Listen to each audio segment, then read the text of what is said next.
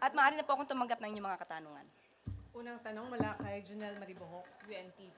Magandang hapon, Yusek. Baka may reaction po ang palasyo dun sa pagkakaaresto kay Franco Mabanta, PGMN founder, kaugnay dito po sa extortion case sa dating speaker. Ang nais naman po ng Pangulo sa lahat ng pagkakataon, managot ang dapat na managot. Kung mayroon po silang dapat na panagutan, kung mayroon po silang ginawang krimen, dapat lamang po nilang itong panagutan. Pero definitely, kailangan po ng due process sa lahat ng bagay. Follow up po, kilala po ba siya kilala po ba siya ng Pangulo dahil sinasabing may papel daw tong si Mabanta dun sa online political campaigns noon na sumusuporta kay Pangulong Marcos. Hindi po siya kaibigan ng Pangulo, pero siguro mas nanaisin ko po kung ito po ang inyong itatanong dahil ito po ay mismong pinost ni Franco Mabanta. Baka ito po ang itanong nyo kung ano po ang relasyon niya sa mga Duterte.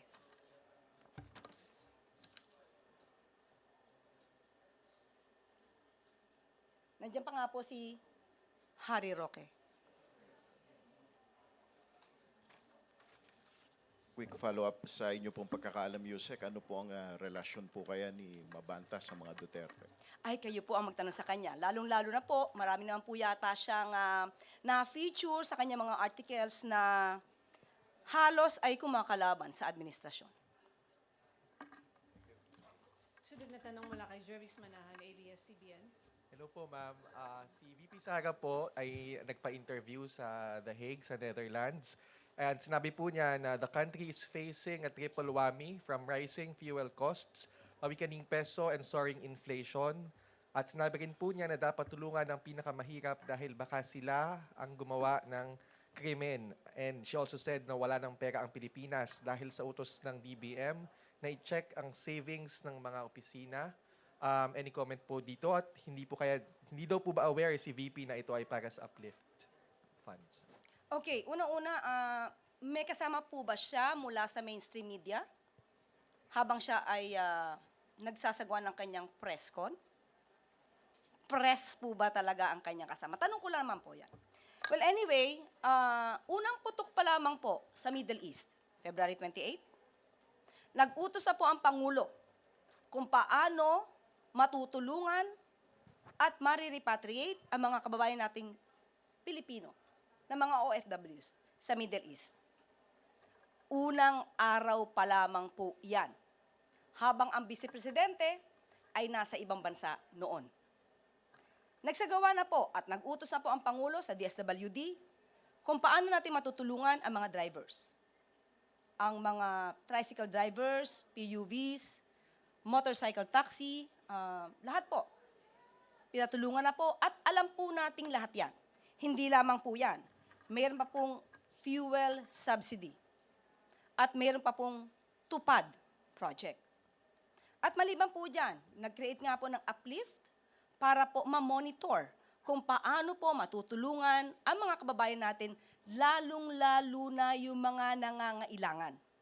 So yun po kasi ang nagiging problema sa isang opisyal na lagi pong nakabakasyon, hindi po niya nalalaman kung ano po ang nagiging programa ng gobyerno.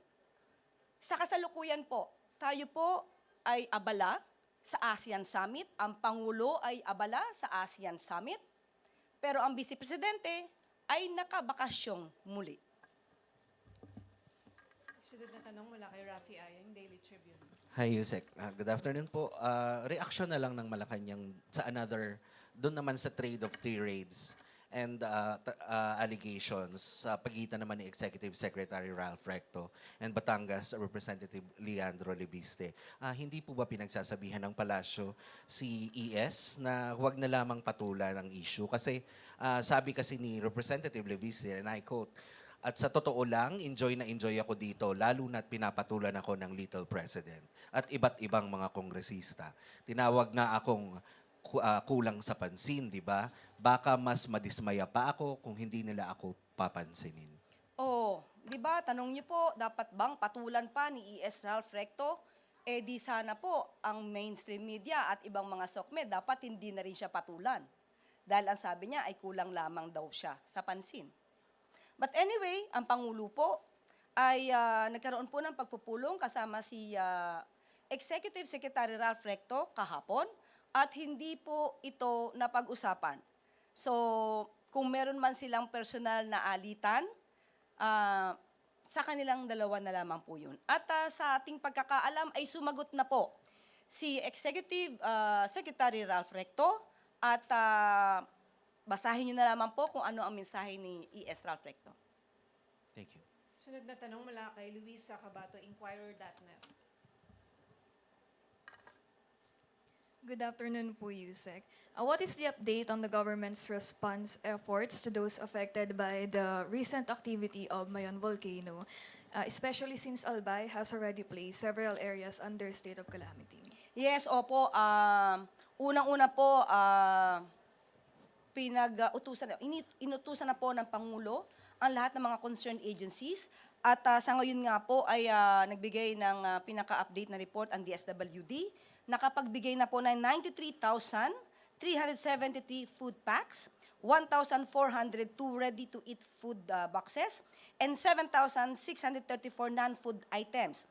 At nandun din po ang continuous debris clearing operations, kasama po ang, of course, ang Office of the Civil Defense, DPWH, BFP, PNP, LGUs, and other concerned agencies.